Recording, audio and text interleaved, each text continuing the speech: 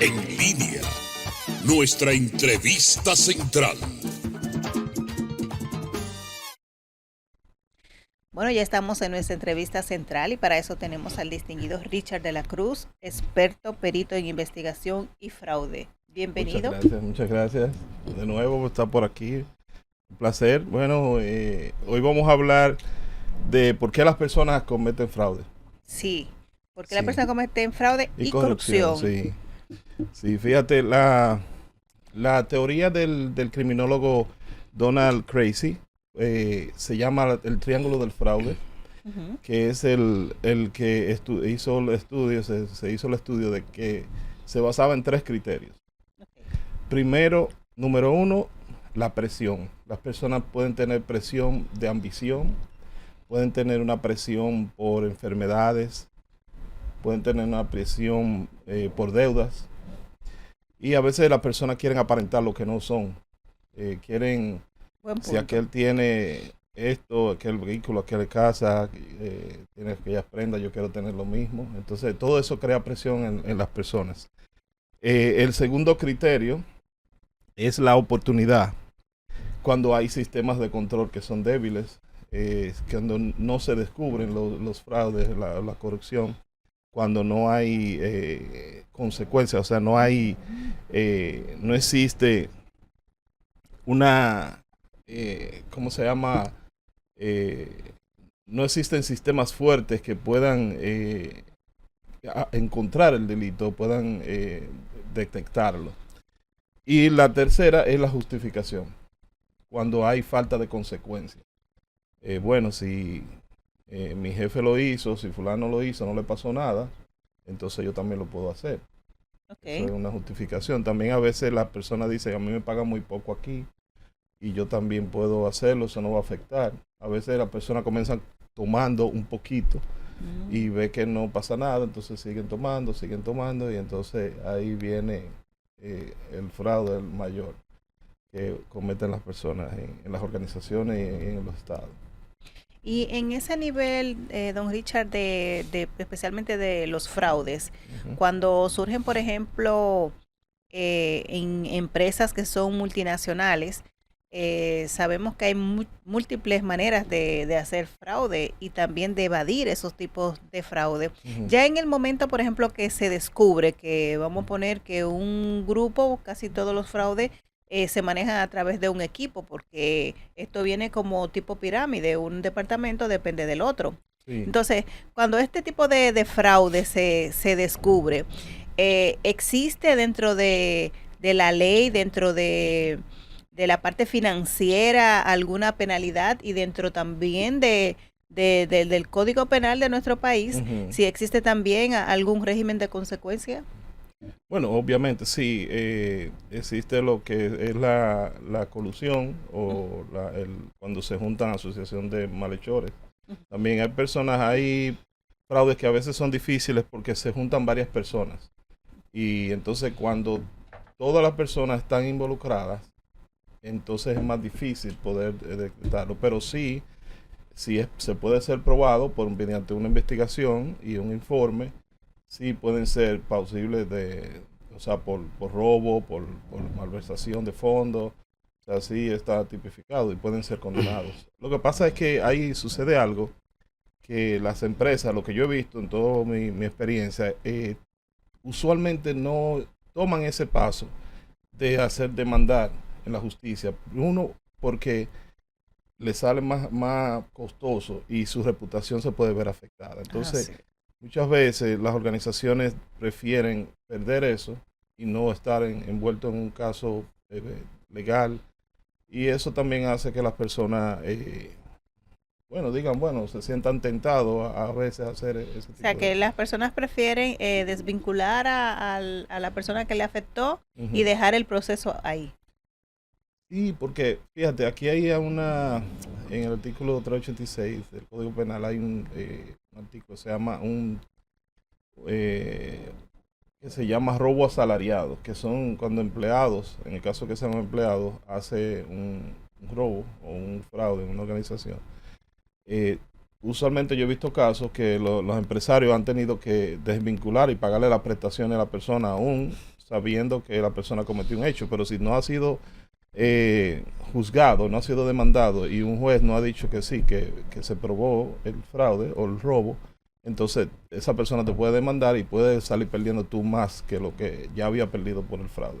Entonces la gente lo que hace preferiblemente es que desvincula a la persona, le paga su prestación y luego entonces hace una demanda. Qué Richard, locura. Como perito, ¿cómo pudiéramos evaluar? En el sector público es más evidente el esquema de corrupción y de fraude que en el privado, en República Dominicana. Es una buena pregunta. Yo diría que, mira, no hay un corrupto sin un corruptor. Y siempre se dice que el sector privado corrompe al sector público, porque es el que hace que el sector público haga leyes, haga cosas para que lo favorezcan. Entonces, y el sector privado hace mucho negocio con el Estado. Entonces, yo pienso que yo lo que te pudiera decir, yo no te pudiera decir que dónde se hace más, pero lo que sí yo te puedo decir es que en el sector público los fraudes son mucho más grandes, tienen mayor impacto, aunque en el sector privado se hagan más, pero son de mucho menos valor, de mucho menos impacto, porque tú sabes que el Estado, todo lo del Estado es millones, miles de millones, y tienen en cuanto a su materialidad, es mucho más los fraudes en el sector público. Pero quizás en el sector privado ocurren lo que se llaman algunos tipos de tomas robo y fraude de ese tipo, que toman inventario, dinero y esas cosas, pero no son tan significativos como son en el Estado. Pero obviamente que el sector privado corrompe el sector público y por eso es que sí son bien aliados. Son relativos, ¿no? Sí. Richard, usted habla del tema dentro de su experiencia. Usted toca un tema interesante y yo me pregunto, ¿cuáles son los fraudes más comunes en la República Dominicana? Bueno, los más comunes aquí, nosotros pudiéramos decir que son los que tienen que ver con las compras y las licitaciones que son amañadas, el tráfico de influencias. Yo pienso que esos son parte de los que son mayores. O sea, muchas veces se tienen informaciones de dentro de la organización cuando se hace una licitación. Entonces esa licitación ya está arreglada para que solamente una persona sea beneficiada. Ese tipo de fraude es muy común aquí en cuanto al Estado. Y en cuanto al sector privado, el que más se hace es el robo de inventario, robo de dinero, tú sabes, ese tipo de cosas. Pero ese es el de las compras y contrataciones, es el más común, el que se hace. Don Richard, yo creo que, pienso yo, que la República Dominicana es uno de los países que este tema de fraude y de corrupción, no sé si por tema de nuestra ley al ser tan antigua, estamos como un poquito desfasados, y aquí se toma como el tema de fraude y corrupción como muy light, como muchos lo ven hasta como algo cotidiano. De hecho, se ha perdido el tema del asombro, que Juan de los Palotes cometió un fraude, que Juan de los Palotes cometió cualquier tipo o es un corrupto. Sí. Sin embargo, en otros países, tú utilizar la palabra corrupto es como una maldición, y es algo que tenta con la reputación de la persona por la consecuencia que trae. Aquí, por ejemplo, sí trae mucho arraigo con la consecuencia por el tema de las redes sociales, ni siquiera por el tema per se de lo que es la justicia. Usted como perito, especialmente financiero, ¿cómo se relaciona o qué tan difícil es usted valorar como perito la culpa o la defensa de un corrupto en la República Dominicana o de un fraude? ¿cómo valorarlo? Sí, ¿cómo usted lo valora? Bueno, realmente es una preocupación. Yo sé que la capacidad de asombro de nosotros ya casi no existe, pero muchos decimos que no hemos visto todavía a alguien preso por corrupción, no ha habido todavía. Quizás eso es algo que adolecemos y tiene que ver con el sistema de consecuencias que a veces no se logra terminar con una condena. Entonces eso, no sé si por ahí es que te da tu pregunta. Sí, sí, Eso- exactamente. Eso hace que las personas, primero, uno pierda un poco la esperanza en lo que es el sistema de justicia. Y también eso alerta a las personas a que digan, yo voy a coger 5 años preso, 3 años o 6, un año y medio de medida de coerción y después me quedo con mi cuarto y yo no pasa nada. Entonces el sistema de consecuencias, eso debe cambiar. Yo pienso que se está abogando por el cambio de la modificación del Código Penal, la aprobación, y eso yo creo que puede ayudar también para poner un poco más fuerte las penas. Sí. Pero sí, realmente esa es nuestra situación, pero yo pienso que debemos seguir luchando y creo que de parte del Ministerio Público se está haciendo un trabajo para eso. Richard, Ujú. pero ¿qué hacer con la educación, con la mentalidad de la gente? Joanny decía, se ha perdido la capacidad de asombro. Pero es que yo puedo ponerle algunos ejemplos. Tú invitas y que me perdonen los que son serios, por ejemplo, de Edesur, de los jóvenes que van a chequearle los contadores. Por ejemplo, se paran en tu casa. Ujú. Tú tienes un problema porque te está llegando la luz alta y tú Ujú. quieres que te digan qué está pasando con tu luz. Sí. Y la capacidad de asombro que dice Joanny es que en vez de ir a resolverte, lo que van a proponerte cosas absurdas. Eso me refiero a Edesur, que es donde con más frecuencia uno ve que se hace. Ujú. Pero así hay una serie de instituciones acá. Entonces, eso viene como con el dominicano. Porque no todo el mundo es El así. macuteo, don Mm. Tony. Pero, o sea, no quiero retirar el término de que viene con los dominicanos, pero con una buena cantidad de los dominicanos, ¿verdad? Entonces, ¿qué hacer en ese caso? Bueno, Dígame. no, mira, yo te voy a decir algo. Yo venía hablando con mi esposa, con Petra, y yo le decía, todo el mundo tiene su precio. Y ella me dijo, tú no puedes decir eso porque va a decirle a las personas que son corruptos. Pero yo pienso que eso no es solamente aquí en el país, eso es algo mundial del ser humano. Y nosotros nos hemos especializado, quizás. Pero por mucho. Pero hay países que son peores que nosotros y hay países que son mejores en eso. Pero yo pienso que el 95% de las personas se comportan de acuerdo a las circunstancias. Okay. Vamos a suponer que tú ves una oportunidad, pero tú dices, yo soy serio, yo soy una persona honesta, pero tú ves una oportunidad de tú hacer algo y posible que si no te están viendo, tú lo hagas.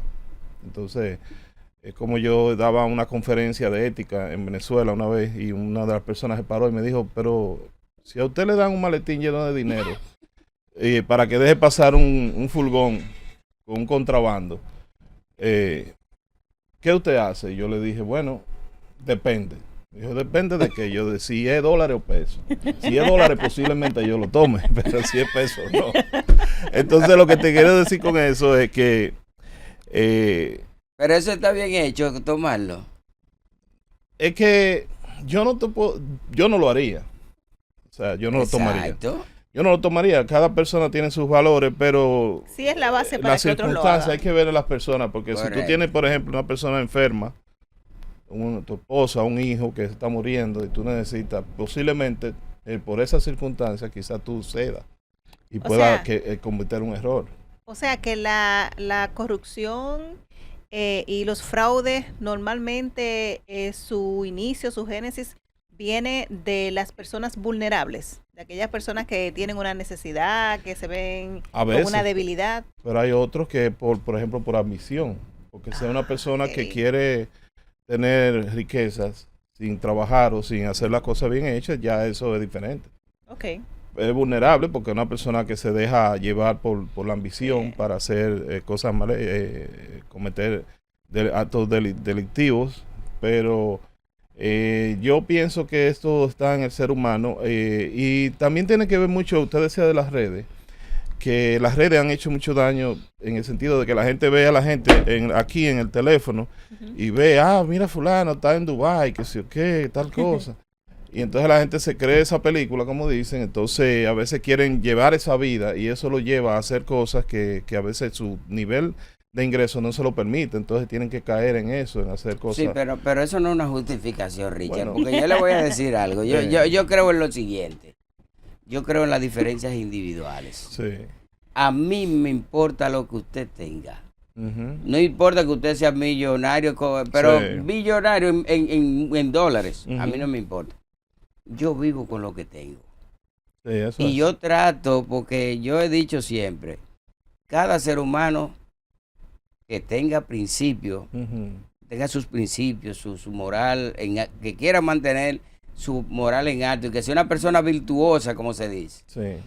Lo primero que debe entender es que es una marca. Es una marca, como una marca de una empresa. Tony de León, para mí es una marca. Ujú. ¿Por qué? Porque yo quiero mantener mis principios, Sí. yo quiero mantener mi moral en alto Sí. y yo quiero que el día que yo desaparezca de este mundo, mis hijos no tengan nada de qué arrepentirse. Sí. Entonces, por eso a mí no me importa lo que el otro tenga, pero hay una situación que es la realidad. Sí.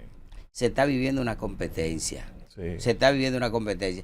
Por eso yo le preguntaba ahorita que qué hacer frente a esta situación, sobre todo con diría yo, con nuestros adolescentes, que por ahí arrancaría, porque ya yo he dicho siempre que el oro viejo no aprende a hablar.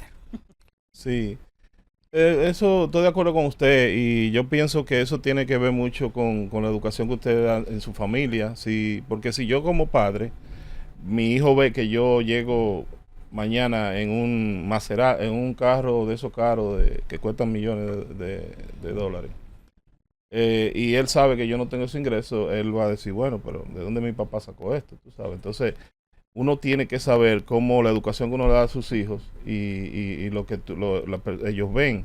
Lamentablemente vivimos en una generación del microondas, que toda la gente quiere dinero rápido, por eso existen lo que llaman los chiperos, existen la gente que quiere invertir ¿cómo se llama? En la moneda esta. En Bitcoin. Criptomoneda y que ustedes ven que todo eso está muy de moda porque los jóvenes ahora no quieren las cosas rápidas, quieren y yo siempre le digo a mis hijos, mira, cualquier negocio, hasta lo que venden droga, duran 15 y 20 años para llegar al nivel de poder hacer su primer venta, o sea que toda la vida necesita un esfuerzo y necesita un tiempo. Las cosas que vienen rápido se van. ¿Entiendes? Entonces, hay un problema de la sociedad que está afectando en eso y realmente son tres, yo diría, número uno, no se ven consecuencias. Número dos, hay una crisis de moral, o sea, y de ética, o sea, en las familias, o sea, no, la gente, solamente muchas personas piensan en enriquecerse rápidamente. Entonces, todo eso, lamentablemente, esa es nuestra sociedad y los seres humanos son así. Hay algunos que lo hacen, otros no. Pero hay personas que son, como usted dice, que son ejemplos y que pueden ser referentes de personas honestas, serias. Hay personas que han ido al Estado o al gobierno y no se han ensuciado, como dicen, han salido limpios y nunca han tocado un centavo del gobierno, tú sabes. Entonces, hay ejemplos y nosotros si queremos podemos seguir en ese ejemplo. Desde luego, es un sistema y los sistemas a veces es difícil tú poderlos romper. A veces te sacan del sistema si tú no eres de esa cuadra. Richard, ¿qué tanto daño le ha hecho el dinero, el pensar en el dinero a la gente? Bueno, el dinero no es malo. Lo malo es el amor al dinero. Sí, porque yo tenía una persona que me había dicho un día que el dinero era lo más importante. Yo le peleaba y le decía que no. Y él me decía, sí, el dinero es lo más importante. Y realmente él me demostró que sí, que el dinero es una de las cosas más importantes. Porque sin dinero tú no puedes hacer nada. Pero sí, el dinero tú lo puedes tener de manera honrada, de manera trabajando y eso. No es malo tener riqueza. No, lo malo es que uno por el amor al dinero lo convierte en su Dios y entonces uno viva para hacer dinero y para administrar el dinero. Y no, el dinero está como un medio para nosotros poder lograr las cosas, tú sabes. Pero ese es el gran daño que nosotros, las personas lamentablemente, que ponen el dinero y lo convierten en su Dios. Y entonces a veces no duermen porque piensan que van a perder. Viven siempre. Yo conozco personas que han tenido mucho dinero que me dicen, yo quisiera vivir tu vida porque tú tranquilo, tú no tienes problemas, no te acuestas, duermes, tú sabes. Entonces eso tiene un valor y la dignidad. Eso es algo que muchas personas tienen dinero, pero son tan pobres que los ricos, pobres vamos a decir, que lo único que tienen es dinero. Entonces, pero después tú buscas todo lo que los rodea, esa persona, su familia y todo, y realmente son un desastre. Eso es una realidad. Don Richard, agradecerle, aprendimos muchísimo hoy de los temas de los fraudes y de que se debe de trabajar. Para mí esa fue la parte más, mi conclusión, de que hay que trabajar duro y que se puede hacer dinero trabajando con esfuerzo. Así que gracias por siempre traer buenas informaciones. Mi amor. Nosotros vamos a una breve pausa y retornamos con más de En Línea. En Línea, nuestra entrevista central.